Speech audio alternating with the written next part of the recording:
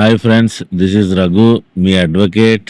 ఈ ఫాల్గమ్ అన్నది one of the best tourist centre అన్నమాట. ఈ చూసారండి ఎంత బాగున్నాయో ఈ సీనిక్ బ్యూటీస్. ఇది మినీ స్విట్జర్లాండ్ అంటారు ఇండియాలోనే. ఇక్కడ టూరిస్టులు, ఫారినర్స్ అందరూ వస్తారనమాట. అందుకే ఈ ప్లేస్ అన్నది వీళ్ళు రాడికలిస్ట్, అదే టెర్రరిస్ట్ అన్నది సెలెక్ట్ చేసుకోవడం జరిగింది అనమాట. అసలు యాక్చువల్ గా ఈ ఫాల్గమ్ అసలు అటాక్ అన్నది రీసెంట్ గా జరగడానికి కారణం ఏంటో ఈ డాట్స్ ని నేను మీకు ఎలా కనెక్ట్ చేసి నేను మీకు నా అనాలిసిస్ ని తీసుకుని వస్తాను ఫ్రెండ్స్. ఇదేంటంటే నా ఒక సొంత అభిప్రాయం. ఇది మీకు నచ్చొచ్చు, నచ్చకపోవచ్చు. ఇదంతా ఫాల్గమ్ అటాక్ జరగక ముందర అసలు ఏం జరుగుతుంది వరల్డ్ నేషనల్ లోని ఈ జేడి వేన్స్ పర్యటిస్తున్నారో ఆ రోజున ఈయన ట్విట్టర్ లో కూడా April 21 ఈయన కండెమ్ చేస్తున్నట్టు కూడా ఈయన ఇచ్చారనమాట. ఈ జేడి వేన్స్ ఇండియాకి పర్యటనలో ఉన్నప్పుడే ఈ విషయం ఎందుకు జరిగింది, దీని వెనకాల కథ ఏమిటి, అసలు దీని బ్యాక్గ్రౌండ్ ఎలా నడుస్తుంది, April 22 ఈయన ట్విట్టర్ లో చెప్పారనమాట. ఏంటి, స్ట్రాంగ్లీ కండెమ్ టెర్రర్ అటాక్. ఎవరు, నరేంద్ర మోడీ గారు ఇది చెప్పారు. Usha and I extend condolence to the victim. ఇది జరగక ముందర అదే టైంలో మన మోడీ గారు కూడా జిద్దా పర్యటనలో ఉన్నారనమాట. ఈ జిద్దా విజిట్ ఎందుకు అంత ప్రత్యేకించింది అనుకుంటున్నారు? ఎప్పుడో ఇందిరాగాంధీ ఆవిడ 40 years బ్యాక్ జిద్దాకి విజిట్ చేసింది అనమాట.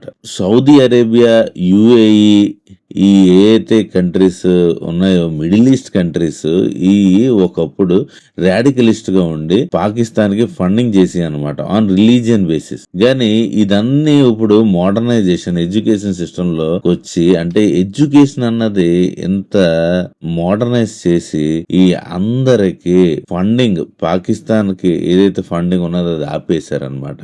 ఇక్కడే ఇదే టైంలో ప్రైమ్ మినిస్టర్ మోడీ గారు ఈ పర్యటనలో ఉన్నప్పుడు పాకిస్తాన్ వాళ్ళు ఓర్చుకోలేకపోయారండి. అదే టైంలో ఈ అటాక్ జరిగింది. మీరు ఇది గుర్తుపెట్టుకోండి ఫ్రెండ్స్. ఈ ఇన్సిడెంట్ జరగక ముందర ఇంకో ఇన్సిడెంట్ ఏంటంటే, పాకిస్తాన్ ఆర్మీ చీఫ్ ఈ 2 నేషన్ థియరీ గురించి ఎందుకు అంత April 17 అంటే ఇది న్యూస్ పేపర్ లో పడింది. ఆ టైంలో ఈయన 2 నేషన్ థియరీని ఎందుకు అంతలా ప్రోపగండా చేస్తున్నారు? అసలు 2 నేషన్ థియరీ అంటే ఏంటి? ఇండియా, పాకిస్తాన్ ఎప్పుడు కలిసే ఉండే అనమాట. ఇటు బెంగాల్ పార్టీషన్ బ్రిటిషర్స్ 1905 లో చేసినప్పుడు, దాని తర్వాత ఈ కమ్యూనల్ అవార్డ్ ఎప్పుడు వచ్చింది? 1932. ఈ కమ్యూనల్ అవార్డ్, ఈ లాహోర్ రెజల్యూషన్ అన్నది 1940 ఈ పాకిస్తాన్ చరిత్రకి చాలా ఇంపార్టెంట్ అనమాట. Muslim League independent Muslim state of Pakistan గా వాళ్ళు కోరుకున్నారు. ఈ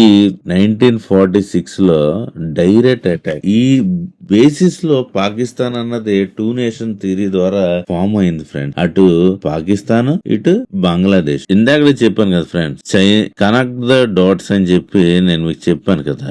నేను మీకు ఇప్పుడు చెప్పేది ఇదంతా మీకు ఈ ట్విస్ట్ లో మీరే ఆశ్చర్యపోతారు. చూడండి ఎలాగంటే, ఈ చైనాకి US కి ట్రేడ్ వార్ అన్నది జరుగుతుంది. ఆ ట్రేడ్ వార్ ఎంతవరకు వెళ్ళిపోయిందంటే, అసలు టైం లైన్ అది మీరు చూసారంటే మీరు ఆశ్చర్యపోతారండి. ఇది CNN లో చాలా బాగా ఏ టైంలో ఎలాగా ఇంపోర్ట్ డ్యూటీస్ ఎలాగ ఇనీషియల్ గా ఎలా పెరిగిందో 1 February ఇది పెంచారండి. ఇది పెంచిన తర్వాత అలాగా గ్రాడ్యువల్ గా ఇది ఎక్కడికి దారి తీసింది?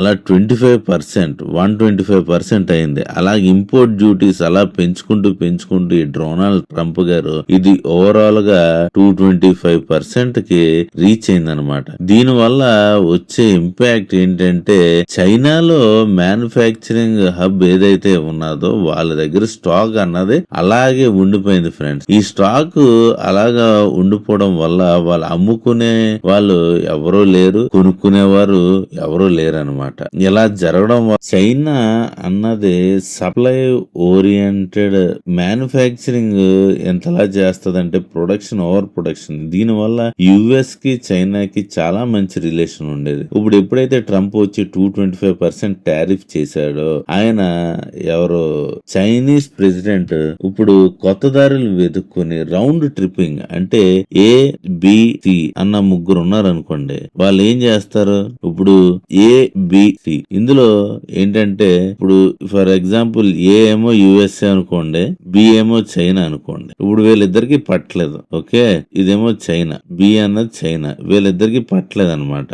చైనా ఏం చేస్తుంది, సికి అంతా మ్యానుఫ్యాక్చరింగ్ అంతా పంపించేసి సి కంపెనీ ఇక్కడ నుంచి యుఎస్ఏకి పంపించవచ్చు కదా. ఈ దారిని రౌండ్ ట్రిప్పింగ్ అంటారు అనమాట. ఇది చేయడం గురించి బైలేటరల్ టైస్ పెంచుకోవడానికి థాయిలాండ్ ఇంకా డిఫరెంట్ ఈస్ట్ ఏషియన్ కంట్రీస్ ని ప్రలోభ పెట్టి ఆయన రీసెంట్ గా చైనీస్ ప్రెసిడెంట్ కూడా వీళ్ళని ఈ నేషన్స్ ని సి అన్న నేషన్స్ ని కళ్ళడానికి వెళ్ళారనమాట. ఇదంతా చేసినా సరే ఇది యుఎస్ఏ కనిపెట్టి ఇది ఏ ఐడియాలు వేసుకున్నా వాళ్ళకి నడట్లేదు అన్నమాట. దాని తర్వాత రీసెంట్ గా చైనా మళ్ళీ ఏం చెప్పింది, మేము ఇండియా నుంచి గూడ్స్ బై చేస్తాము, ఎందుకంటే ఇండియా ఇప్పుడు ఓపెన్ మార్కెట్ వల్ల ఇప్పుడు బోయింగ్, యాపిల్ ఇవన్నీ ఇండియాలో మ్యానుఫ్యాక్చరింగ్ పెట్టడానికి ఇంట్రెస్ట్ ఉన్నది. అప్పుడు ఇండియా ఏమవుతుంది, సప్లై ఓరియంటెడ్ అంటే manufacturing hub, make in India, made in India. మన మోడీ ఏదైతే అప్పుల్లో అనుకున్నారో అవన్నీ కల్లో ఇప్పుడు సాధ్యం అవుతాయి అన్నమాట. అప్పుడు చైనా ఏం స్ట్రాటజీ ప్లే చేస్తుంది, లేదు మేము ఇండియాలో ఉన్న మ్యానుఫ్యాక్చరింగ్ ఇండియా ఇప్పుడు దగ్గర నుంచి కూడా మేము కొనుక్కుంటాం అని చెప్పి ఇలా గేమ్ స్టార్ట్ చేసింది అనమాట. ఇలా గేమ్ స్టార్ట్ చేసి రీసెంట్ గా చూసారంటే చైనీస్ మ్యానుఫ్యాక్చరర్స్ అంటే బిజినెస్ పర్సన్స్ ఎవరైతే ఉన్నారో బంగ్లాదేశ్ లో జరుగుతున్న ఈ అన్రెస్ట్ ప్రెడిక్ట్ చేసి చూసి అక్కడ ఇన్వెస్ట్మెంట్ పెట్టడానికి రెడీగా ఉన్నారనమాట. ఈ బంగ్లాదేశ్ ఇప్పుడు మెయిన్ టిల్ట్ చైనీస్ వైపు వెళ్తుంది అనమాట. ఇది ఇండియాకి బోర్డర్ అండి బంగ్లాదేశ్ అన్నది. ఇప్పుడు ఇండియా చాలా స్ట్రిక్ట్ గా బంగ్లాదేశ్ ఒకప్పుడు ప్రెసిడెన్సీ వాళ్ళు ప్రైమ్ మినిస్టర్ గాని ఎవరైతే ఉన్నా గాని హసీనా వాళ్ళు ఉంటే ఇండియా ప్రో అనమాట. ఈయన కొత్తగా ఎవరైతే వచ్చారో వాళ్ళు బంగ్లాదేశ్ న్యూ అడ్మినిస్ట్రేషన్ ఎవరైతే ఉన్నారో వాళ్ళు మోడీ మెయిన్ యూనిస్ చైనా వైపు ఎక్కువ టిల్ట్ అవుతున్నారు. దానివల్ల ఇండియన్స్ చాలా స్ట్రిక్ట్ యాక్షన్స్ తీసుకుంటున్నారు అన్నమాట. ట్రాన్స్షిప్మెంట్ ఇవన్నీ క్లోజ్ చేస్తున్నారు. ఎందుకంటే చైనా ఆడే ఒక ఆట మీరు ఊరుల్లో గాని ఎక్కడైనా మీరు కంపేర్ చేసుకుంటే కొత్తగా ఎవరైనా ఎదుగుతుంటే వాళ్ళని ఎలా తొక్కాలో అన్ని ప్లాన్లు వేసి అలా తొక్కుతారు కదా. ఇప్పుడు సేమ్ చైనా కూడా ఇప్పుడు ఇండియాని అలాగే తొక్కడానికి ప్రయత్నంలోనే ఈ అన్రెస్ట్ అన్నది క్రియేట్ చేస్తుంది అన్నమాట. ఇక్కడ చికెన్ నెక్ ఇదేమో బంగ్లాదేశ్, ఇదేమో పాకిస్తాన్, ఇదేమో ఇండియా, ఇది చైనా. ఇప్పుడు పాకిస్తాన్, బంగ్లాదేశ్, ఇండియా, ఈ చైనా. ఓకే, ఇది పెద్ద బ్రదర్ అన్నమాట చైనా అన్నది. ఎందుకంటే పెద్ద ఎకానమీ కదండి. ఇప్పుడు ఇండియా సప్లై చైన్ ఓరియంటెడ్ అవడంతో అవ్వే అవకాశాలు ఉండడంతో చైనాలో ఉన్న మార్కెట్ మొత్తం ఇండియాకి వచ్చేస్తుంది. ఈ అన్రెస్ట్ పెద్ద గేమ్ ఆడుతున్న చైనాకి ఇక్కడ చికెన్ నెక్, ఈ చికెన్ నెక్ ద్వారా ఏం చేసింది, బంగ్లాదేశ్ ని ఇండియా ఎలా వచ్చి ఇది చైనాలోకి ట్రాన్స్షిప్మెంట్, ఈ ట్రాన్స్షిప్మెంట్ ఇండియా అన్నది ఆపేసింది అనమాట. ఇప్పుడు చైనా వాళ్ళు బంగ్లాదేశ్ లో ఇన్వెస్ట్మెంట్ చేయడానికి రెడీగా ఉన్నారు. అంటే ఇప్పుడు పాకిస్తాన్ ఎలాగా నంగనచ్చు అనమాట. ఇది అందరి దగ్గర నుంచి డబ్బులు తీసుకుని ఓకే, లేకపోతే వీళ్ళ ఎకానమీ నడదు. మీకు ఇందాక నేను చెప్పిన మీకు ఆ పాకిస్తాన్ జనరల్ మాట్లాడిన మాటలు, ఇప్పుడు బంగ్లాదేశ్ లో జరుగుతున్న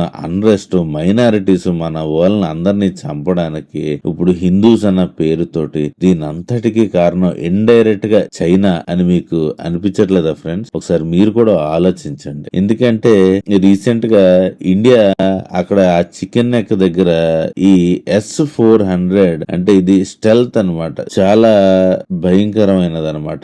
ఇది ఏదో జరగబోతుంది అని ఇక్కడ ఈ కనెక్ట్ ది డాట్స్ అంటే మీకు ఇప్పుడు ఈ విషయం గురించి మీకు అర్థమైందనే అనుకుంటున్నాను ఫ్రెండ్స్. ఈ పుల్వామా ఇది అటాక్ గాని ఏదైనా మనం చిన్నవాళ్ళం అండి. మీరు ఇది ఆలోచించుకుని ఈ గ్లోబల్ పాలిటిక్స్ లో అసలు ఏం జరుగుతుంది, చైనా ఎలా నటిస్తుంది, పాకిస్తాన్ ని బంగ్లాదేశ్ ని ఎలాగా నటింపజేసి ఇండియా మీదకు వదులుతుంది అన్నది ఇదొక ఎగ్జాంపుల్ ఫ్రెండ్స్. మీరు ఇలాగే కనెక్ట్ ది డాట్స్ ఇంకా ఎలాంటి ఎన్నో ఎక్స్ప్లెనేటరీ ఇదంతా నేను అనుకుంటున్నాను. ఇంకా ఎలాంటి వీడియోస్ కావాలంటే like, share and subscribe. Thank you.